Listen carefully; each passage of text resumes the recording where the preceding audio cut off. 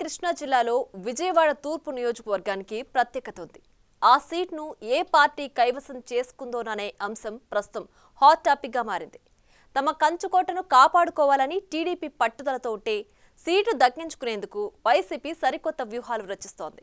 అధికార పార్టీ తరపున దేవినేని అవినాష్ బరిలో ఉండగా 2 సార్లు ఎమ్మెల్యేగా ఎంపికై మరోసారి విన్ అయ్యేందుకు రామ్మోహన్ పోటీ పడుతున్నారు. ఇద్దరిలో విజయం ఎవరిని వరిస్తుందోననే అంశం ఉత్కంఠగా మారింది.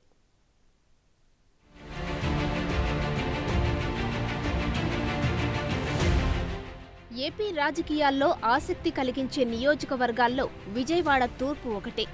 ఇప్పటికే 2 సార్లు ఎమ్మెల్యేగా విజయం సాధించిన గద్దె రామ్మోహన్ రావు మూడోసారి విజయం కోసం పట్టుదలతో ప్రచారాన్ని సాగిస్తున్నారు. ఎన్డీఏ కూటమి అభ్యర్థిగా బరిలోకి దిగుతున్న రామ్మోహన్ సూపర్ 6 పథకాలను ఓటర్లకు తెలియజేస్తూ జనసేన ఓటర్లు బీజేపీ సపోర్ట్తో గెలవాలనే ఆలోచనలో ఉన్నారు.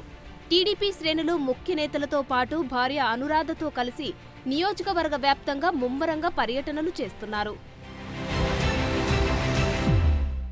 మరోవైపు టీడీపీ ఆశలపై నీళ్లు చల్లేందుకు వైసీపీ గట్టి అభ్యర్థినే బరిలోకి దించింది. దేవినేని నెహ్రూ రాజకీయ వారసుడుగా వచ్చిన యువనేత దేవినేని అవినాష్ గద్దెను ఢీకొట్టేందుకు సిద్ధమయ్యారు.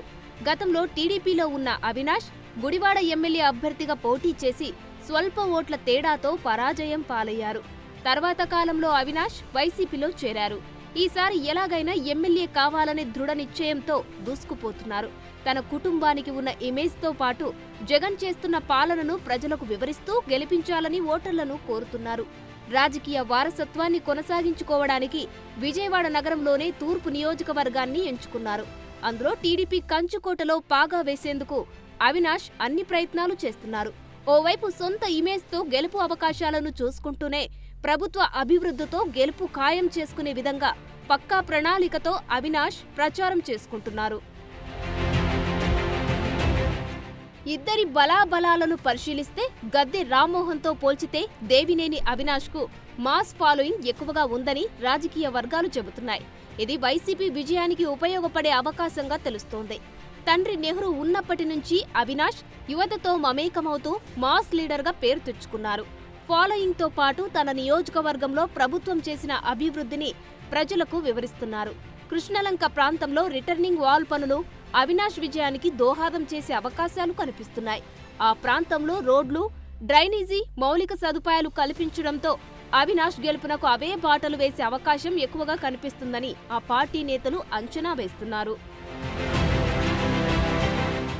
ఓవైపు మాస్ ఇమేజ్కు తోడు వైసీపీ సర్కార్ చేసిన అభివృద్ధి తోడవ్వటంతో విన్నింగ్ ఛాన్స్ ఎక్కువగా ఉన్నాయని సర్వేలు కూడా చెబుతున్నాయట.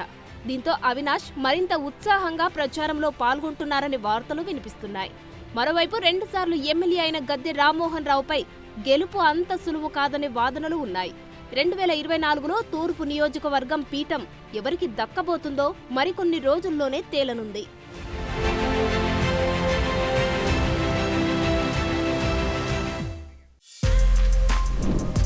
For more videos like this, subscribe Big TV channel.